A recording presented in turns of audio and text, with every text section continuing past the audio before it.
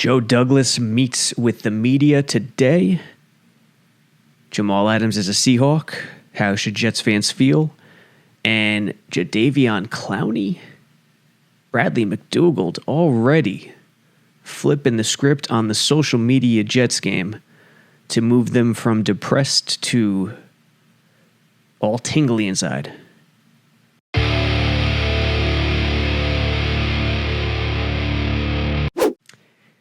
Sabo Radio, Monday, 2 days after the epic trade that sent Jamal Adams to the Great Northwest Seattle, where undoubtedly will not be his last team in the NFL. I mean, this is not hard to figure out, folks. Look at Odell Beckham Jr. Do you think Cleveland is where he'll retire? No.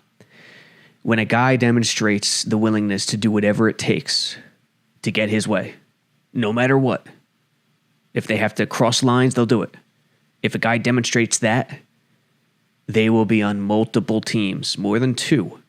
I know multiple is two, but several. Let's change it to several. They will be on several teams in their NFL career. Now, we'll get to the trade later. We'll break it down. Joe Douglas did a tremendous job, and Joe Douglas we literally just got off the conference call with him today. Credit the Jets organization for being silent, for being patient all offseason long until today, 2 days after the trade and 1 day prior to training camp, which officially opens up Tuesday. Bradley McDougald will be in town tonight. Joe Douglas says they expect him tonight, at which point he will get tested for COVID.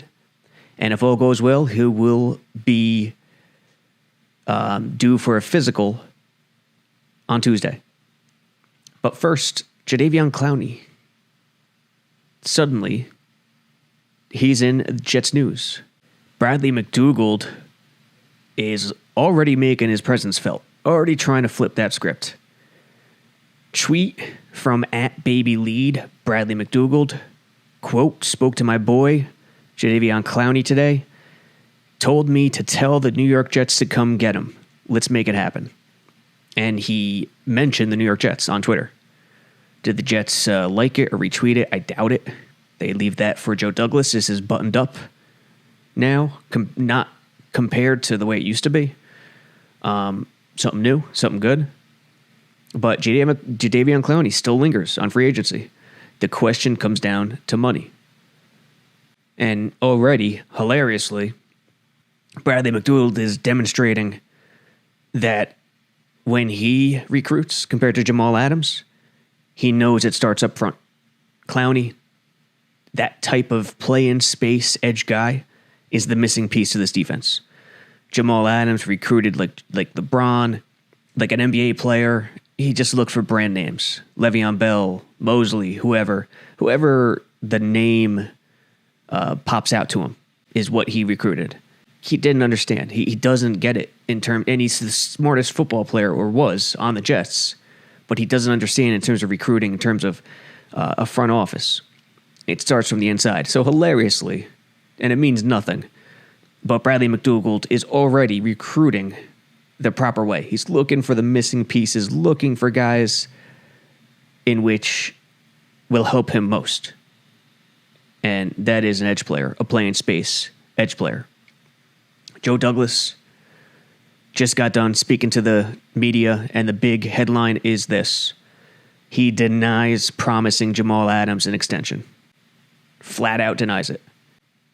Again, Joe Douglas, he is value-driven. He learned it under Ozzie Newsome. He's value-driven. And over the first year as GM in Florham Park, he has demonstrated he's more than just a rookie front office leader. He doesn't waver. He doesn't get caught speaking or lying about anything publicly. He will admit truths. Take, for example, last trade deadline. He admitted the truth, and he knew Jamal Adams would hear it, that he does pick up the phone when other teams call about his star players. He admitted that truth. And if he didn't, the media would have nabbed him, and it would have been a bad look, and things would have been off to a terrible start. But he admitted that truth. He tipped his cap and said, "This is the way I was taught. This is why I pick up the phone." And as we'll discuss later, the return for Jamal Adams, that's why you pick up the phone, because he just pulled off a heist. Quote, "I never promised an offer to Jamal Adams or his agent. I was never dishonest or ambiguous with their camp." And he said this early on the call. Reporters asked him about certain things like punting the season. Are the Jets punting the season because of trading Jamal and collecting draft picks for next year? Again, he doesn't waver. He's very straightforward and just doesn't mess around when speaking with the media. Quote, "When these guys practice and you guys get around this team, I think you guys are going to see the 6-2 finish wasn't a fluke. I think you're going to see a team that has a fire and a lot of motivation." He also acknowledged the precedent is an important aspect here. That Adams wanted out of town and did whatever it took to get out of town. He acknowledges its importance, but he's not concerned about it becoming a norm moving forward. It wasn't the plan to trade him when he first got here. And again, another truth, another hat tip where he's not afraid to speak that truth. Do we know everything he says is truth? No. But when you look at the evidence and you look at the way he doesn't misstep when speaking to the public, you start to get a picture that he doesn't mind telling the world how he operates. Quote, "It certainly wasn't the plan when I first arrived here." Joe Douglas on trading Jamal Adams. Another truth he admits. The other important part on the call was when he was asked by one of the media members, "Why did you not pay Adams after his third year? He's a superstar. Why did you not lock him out?" There is no good answer to state publicly. But Joe Douglas handled it perfectly. He cited the 2011 CBA post Sam Bradford that greatly impacted rookie salaries. That kind of, instead of seeing a lot of holdouts during the summer, because salaries were widely ranged for depending on where you, and it didn't matter where you got picked, to now where it's very structured and you don't see holdouts because there's a range, there's a structure to every pick, every draft slot.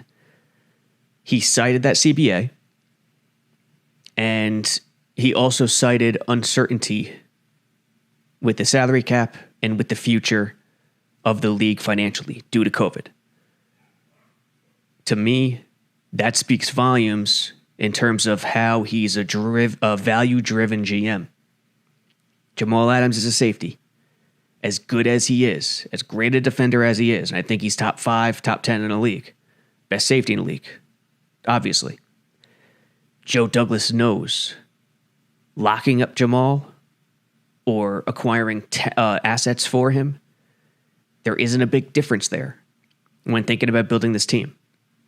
The big difference comes in when your culture takes a hit, when your environment takes a hit, because a guy has gone off the deep end. And that's what's happened this offseason. It wasn't their plan to trade him.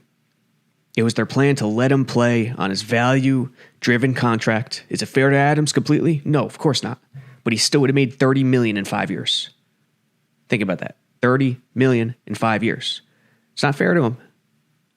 But at the same time, Douglas, the Jets, got an insight into Adams' soul. What will he do for this organization? Will he gut it out? I mean, yeah, Mahomes, McCaffrey, Myles Garrett, they all got extended. Same draft class as Adams. But with Myles Garrett, those examples are so few and far between for defensive players in the first round. Getting an extension after the third year. I think Douglas cited it was only 3 defensive players, first-round defensive players since the CBA, the new CBA in 2011, have received contracts after the third year. And Douglas just won't be bullied into it. Now, Adams, he got with Mini Shmeda of the New York Daily News. He claims the Jets promised him this offer. Douglas denies it. What happened? What is the real cause? What is the real reason this didn't work out? To me, while you could argue Jets, Adams' fault with negotiations back and forth, it's Adams who couldn't overcome Adams in the end. I mean, think about it. Jets ran this conference call on the same day Ian Rappaport came out with a report that Adams lobbied the Dallas Cowboys to trade for him during the trade deadline. He reached out to several players. Here's what Rappaport had to say on NFL Network. Well, we'll start with the second part first. This Jamal Adams relationship between the New York Jets has really been crumbling for some time. You go all the way back to the trade deadline midway through last season. The Jets were getting offers specifically from the Cowboys about potentially trading their star safety. And Adams specifically reached out to several Cowboys players to tell them he wanted to join their team and to get the message to Stephen Jones and Jerry Jones that he wanted to be part of it.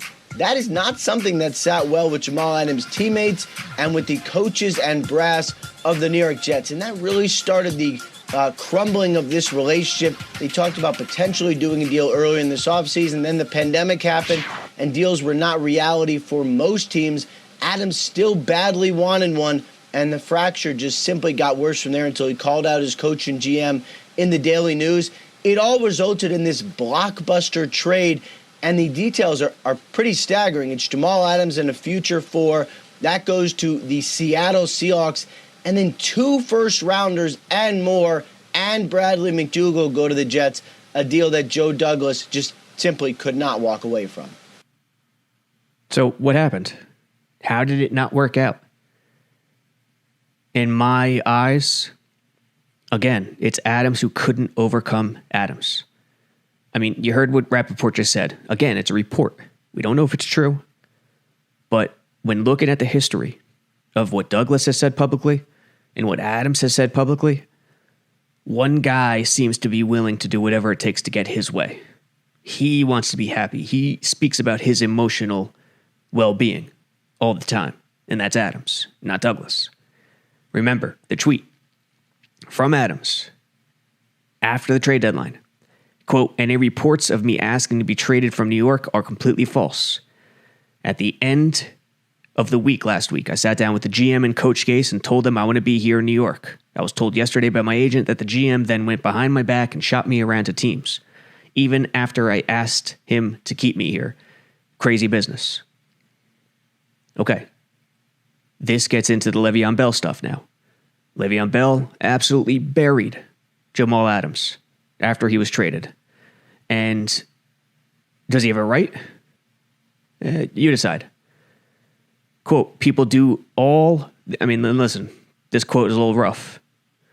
I might not say it the right way, but you can see it on the screen for the YouTube people. Quote, "People do all the hooting and hollering to get you brought in just to leave. LOL, like people weird, yo. The internet got these dudes doing whatever for attention, even when they tell you ish." And you know what word ish means. This is a family-friendly show. They tell you ish, they don't believe themselves. So Le'Veon calls out Jamal. Jamal responds, "Noted, see you week 14. Jets and Seahawks will play in Seattle week 14. If it was in MetLife, it would be a little better, but hey, trade them to the NFC West during the year they're playing the NFC West. That's a hell of a script." Le'Veon. Jamal recruited Le'Veon last year. Le'Veon should have realized the offensive line was not yet ready for prime time, not yet ready for him. But Jamal recruits the guy. Jamal bounces. Interesting locker room moment happened last year after the trade deadline. I don't know if it was the same week after the trade deadline, maybe a couple weeks down the road. Jamal Adams walks up to the podium. Le'Veon Bell, from like 20 feet away in the locker room, screams something at him. I couldn't make out what it was. No one in the media scrum could make out what it was. But there was Jamal looking over his shoulder, turns around, and you could tell he was confused. He knew what Le'Veon said, but he was upset about it. He looks at us and he's like, the facial expression was, I can't believe this guy just said this to me. But the media didn't catch on, couldn't hear it, didn't know what he said exactly. It was an awkward moment, and Jamal just waved it aside like Le'Veon is acting crazy. That type of environment, while no one will ever call Jamal Adams a bad teammate, ever, it's sort of an Odell Beckham Jr. situation. He's not a bad teammate. He's a good kid. But does he do all the right things in terms of making everyone else better, more accountable? That's what is up for debate. How great a leader is he actually? I learned from a very young age, being vocal doesn't necessarily mean you're a leader. There are many different ways to lead. By example, you could be vocal. You could be Phil Jackson and be the zen of all zens and find out different ways to reach people's hearts. And Brian Costello of the Post had a piece yesterday in which, this very thought takes shape, where a lot of the locker room really isn't going to miss this guy. As Rappaport just said, what Adams did last trade deadline rubbed a lot of his Jets teammates, the wrong way. And they knew about it. So all you could do is gather up all the evidence from Jamal Adams, from Le'Veon Bell, from Joe Douglas, and make your own conclusions. But Jamal couldn't overcome Jamal. I mean, think about it.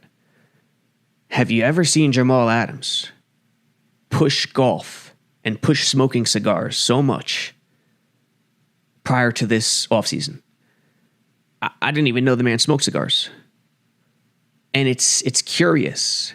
It's interesting that he's such a cigar aficionado. During the same offseason, The Last Dance comes out, and Michael Jordan, in all his dominant glory, who just destroyed my 12-year-old heart in 94 with the Knicks. 93. And 92. And 91. And 96. 94, how Ewing didn't win. Ewing and Starks, at least one of those games in Houston, I'll never know. And then 95 with the finger roll with Ewing, while Jordan loses to Orlando. FMJ. I mean, you got to respect the guy. You got to be in awe.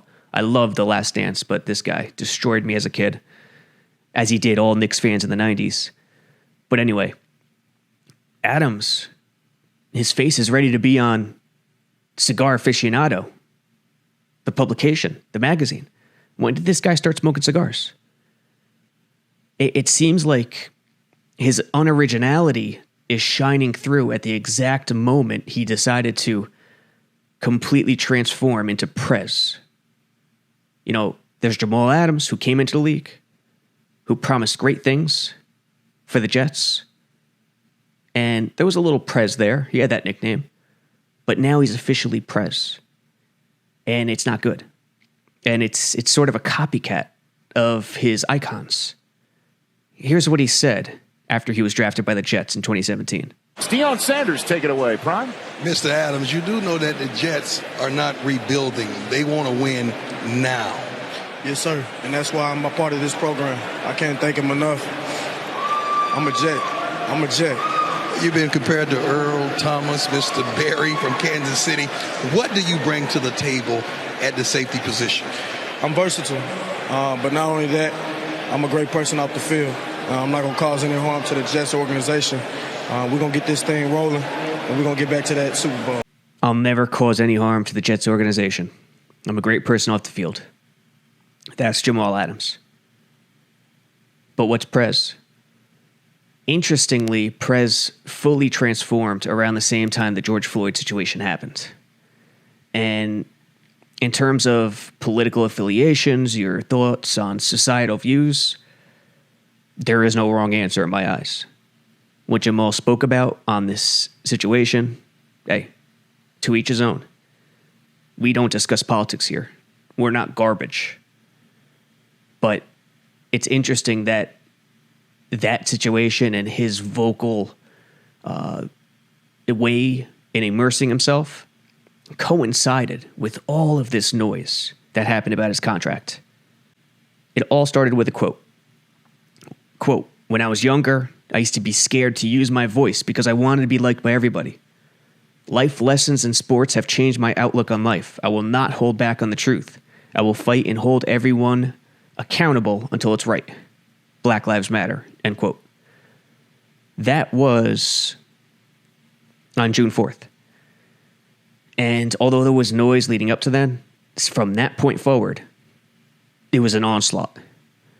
Cigars, golf, like Michael Jordan. Remember, The Last Dance had already aired. And remember, Jamal Adams is signed to Nike's Jordan brand. That is a big deal for him. He loves these guys. These guys are his icons. When LeBron made the decision announcement in 2010, I think Adams was 15 or 16 in high school. To tell me that didn't have a huge effect on his life is to tell me you don't understand anything. This kid had an itch, and he needed to go to a perceived winning organization immediately, no matter what. He couldn't hang around. Life is too short. Interestingly, right around the same time, he started being vocal in the black community. I mean, he was prior, but, really immersing himself, announcing to the world, hey, here I am. Life's too short. I got to make moves. I'm a young man in a hurry. I'm too great for this nonsense. The Jets, awful. Come on. I'm better than this. During The Last Dance, he tweets Jordan, the crying scene, quote, "Winning has a price. Leadership has a price." Michael Jordan. Any chance he gets to retweet a Nike or a Jumpman logo, Jordan brand, he does it. We discussed this before, but his social media is a big business for him. Any eyes on his platform, Instagram, Twitter, YouTube, whether positive or negative, is good for his business. Jordan paved the way for athletes off the field. LeBron James is doing the same thing. Both are Nike guys. So his transformation has kind of unfolded before our very eyes, where he came in as this humble kid, and now he's leaving as this, in his own head, sports mogul or aspiring sports mogul. I mean, just look at his goodbye message to the Jets. It's as blatant as anything.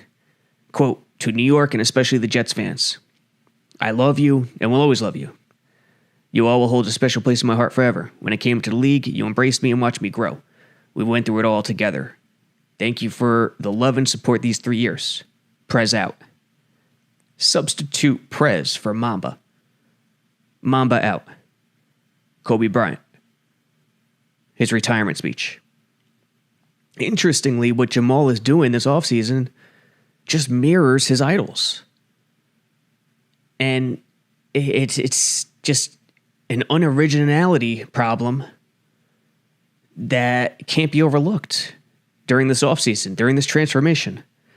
I mean, here's what his Instagram live video sounded like with cigar fully in mouth, fully in hand, once he realized he was being traded to Seattle.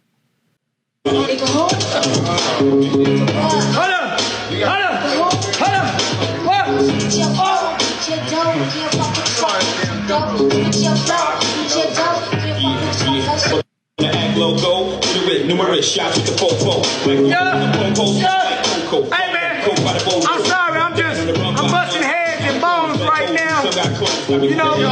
I'm excited to be a Seattle Seahawk. I'm happy. Don't mind me. No hate towards nobody. All love. You can talk down on me, but I'ma just show love because I love you. That's Prez. That's not Jamal Adams. It's shades of Antonio Brown. It's actually one step away from frightening. Really frightening. So, Joe Douglas, Jets, didn't want to trade this guy. Wasn't in their plans. But think about what he put them through. Douglas preaches culture preaches environment, and it's 100% true and correct to preach that stuff in the game of football. It matters.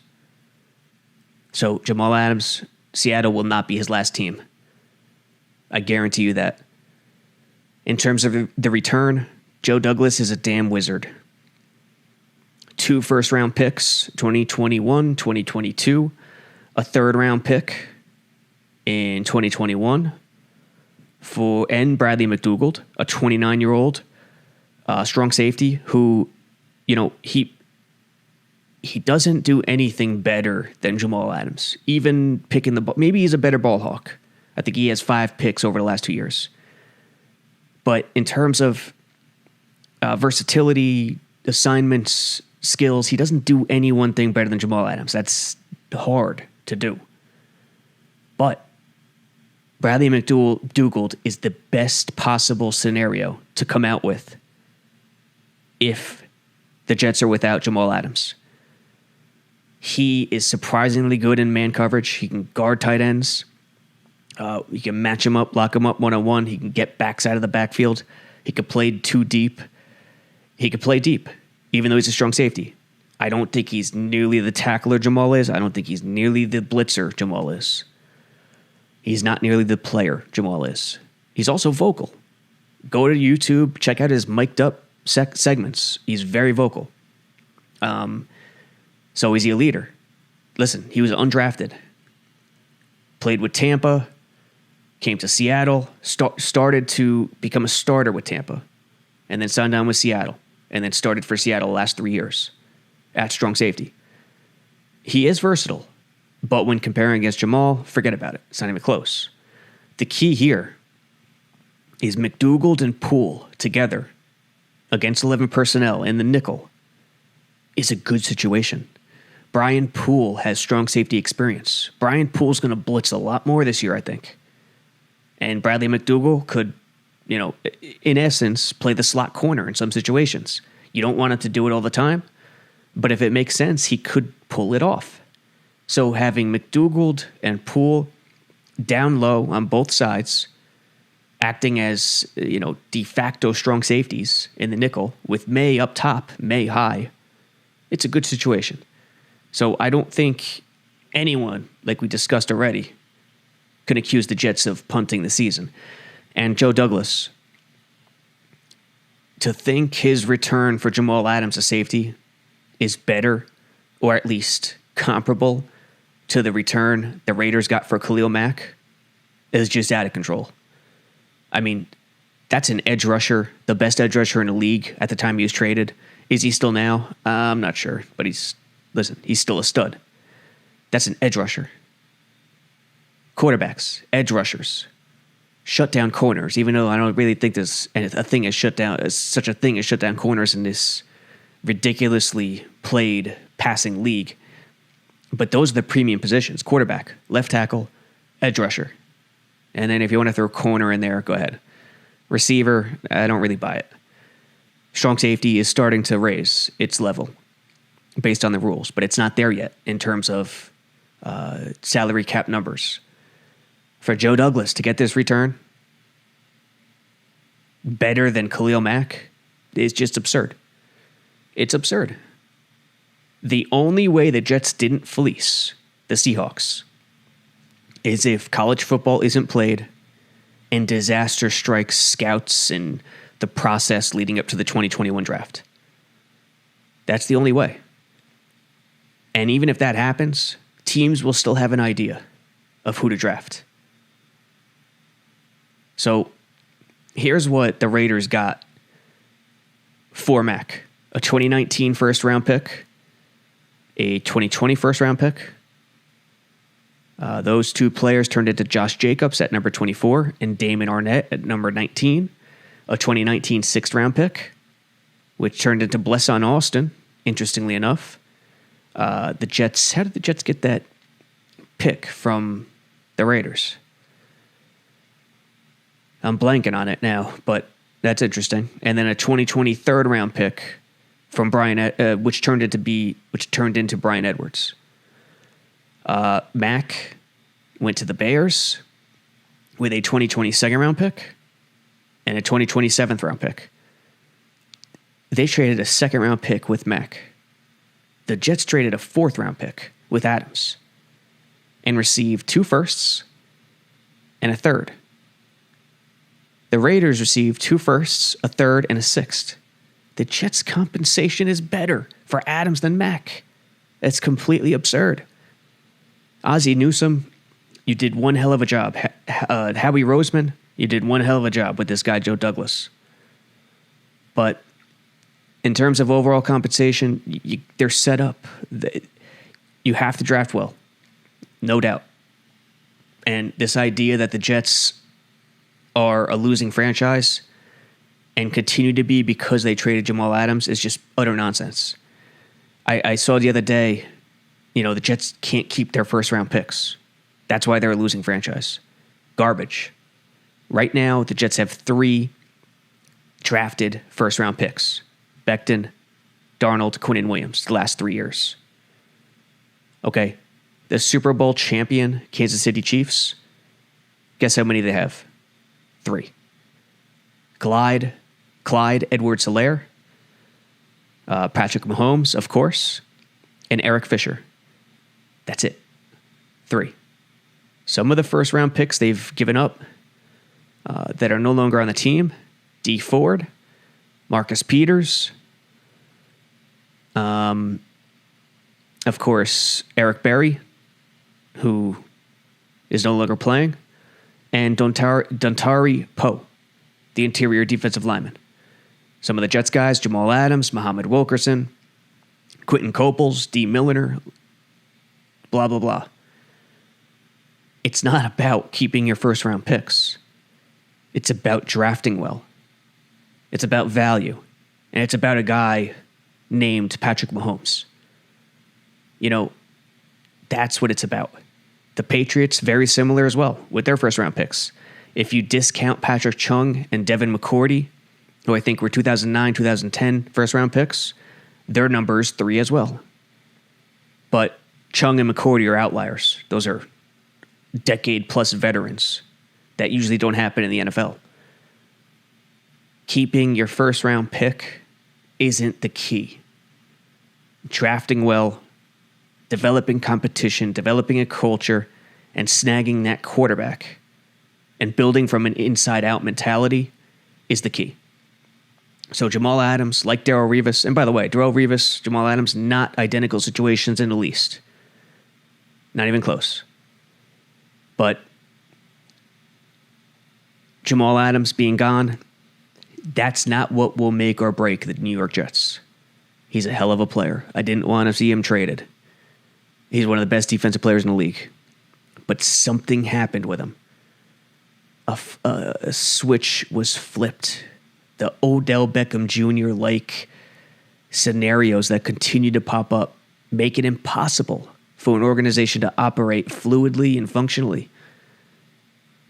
You gotta get rid of him. Disaster would have been receiving a 2nd-round pick for the man. That didn't happen.